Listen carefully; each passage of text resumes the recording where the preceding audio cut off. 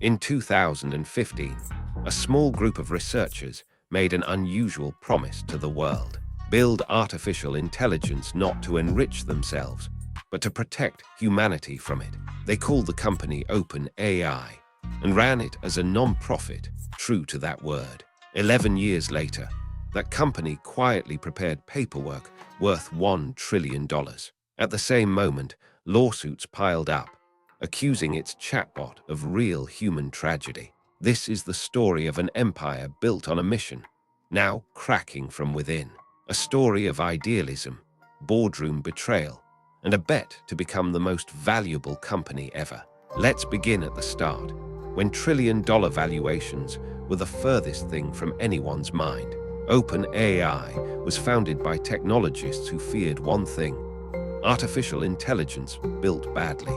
Among them, a young entrepreneur named Sam Altman, already known for his sharp instincts. The founders promised something rare: that profit would never come before safety. They funded it through donations, dedicated to research the whole world could benefit from.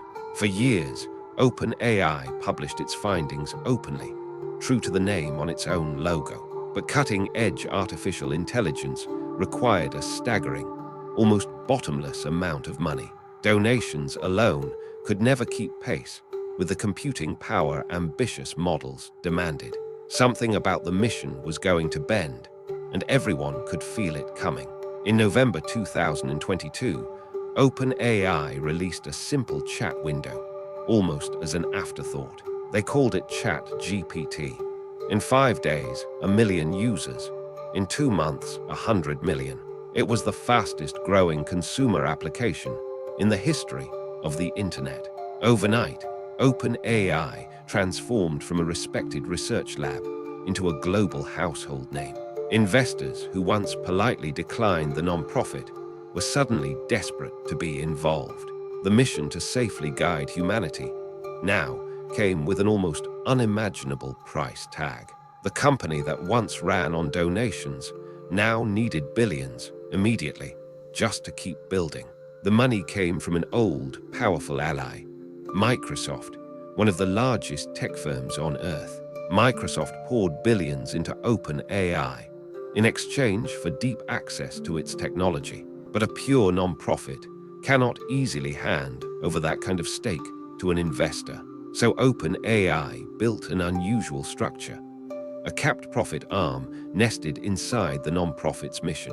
Critics called it a clever workaround. Supporters called it the only way to fund the mission. Either way, the pure idealism of 2015 had quietly given way to something more complicated.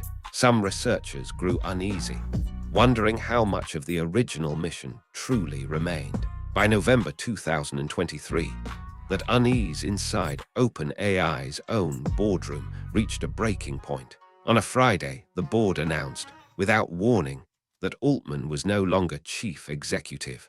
The reason given was vague: a loss of confidence in his candor with the board. The news stunned Silicon Valley. A prominent leader removed almost overnight. Within hours, employees threatened to resign en masse unless Altman was reinstated.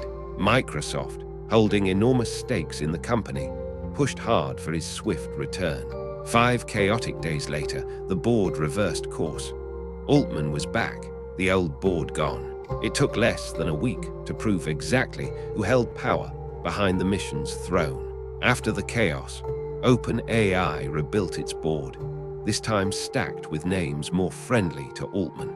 The old safety-first culture that once defined the company began to quietly shift. Several senior safety researchers resigned in the months that followed, citing lost trust. One departing leader warned publicly that safety had been sidelined by shiny new products. OpenAI insisted safety remained a top priority, even as it raced to ship faster. The boardroom coup was over, but the questions it raised were only just beginning. In the years that followed, OpenAI grew at a pace few companies ever matched. New, more powerful models followed one another, each pushing what machines could do. Hundreds of millions of people used its products daily, for work, learning, conversation. Revenue climbed into the billions. Its valuation climbed even faster, far beyond. OpenAI became, by some measures, the most valuable startup that had ever existed.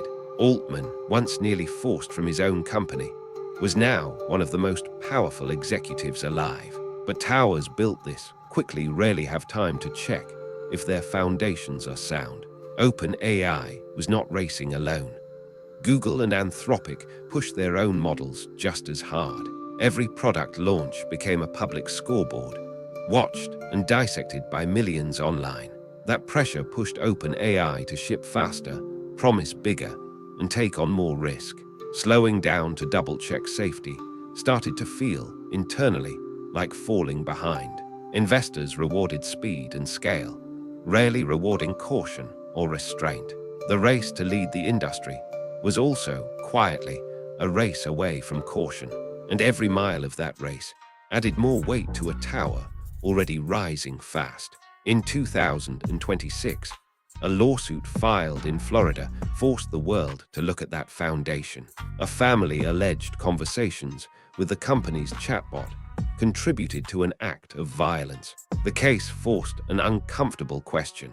What responsibility does a company bear for its machine's words? OpenAI pointed to its safety teams and guidelines, insisting it took such risks seriously. Critics argued a product built to feel endlessly warm and agreeable carried hidden dangers. The lawsuit didn't claim intent to harm. It claimed the harm happened anyway, and that mattered. For a company promising to protect humanity, the case struck at something deeply uncomfortable. Almost at once, a second crack appeared, raised by one of the world's most respected newspapers. The New York Times, already suing OpenAI over copyrighted material, made a new claim. It alleged OpenAI deleted user chat logs relevant to the case, despite a court order. OpenAI called the deletions a technical error, not deliberate concealment of evidence. But to outside observers, it landed at the worst possible moment, beside the Florida case. A company built to be radically transparent now stood accused of hiding key evidence. Trust, once the company's greatest asset, was suddenly what analysts worried about most. Through all of it, OpenAI kept moving forward on its boldest ambition yet. Reports emerged the company had confidentially filed paperwork toward a public stock offering. The target valuation under discussion was almost unthinkable: $1 trillion. If achieved, it would rank among the most valuable companies ever built in barely a decade. Investors weighing the opportunity had to balance two very different stories at once. An extraordinary growth story, built on technology hundreds of millions used every day, and a mounting pile of lawsuits and hard questions about what that growth was costing. Every empire this size eventually faces the same question. What happens when growth outpaces caution? The founders promised careful, deliberate stewardship of a genuinely dangerous technology. 11 years later, a company chasing $1 trillion looks little like that founding promise. That doesn't make the mission a lie, but growth this fast tests everything it touches. It tests safety processes built for a smaller company, now serving hundreds of millions. It tests transparency promises made by founders, now answering to billion-dollar shareholders. And it tests whether an empire built this fast still remembers why it was built at all. Today, the lawsuits remain unresolved, the IPO unconfirmed, and the questions very much open. What is certain is that OpenAI sits at a crossroads few companies ever face at once. Boundless ambition on one side, mounting accountability on the other, the whole world watching. If you want to follow every twist in this story, subscribe to the channel and tell us in the comments, can an empire this size hold on to its founding mission? Perhaps no company can grow this fast and stay this powerful without something starting to crack. The only question left is whether OpenAI can repair those cracks before the tower is tested. 11 years ago, it began as a promise.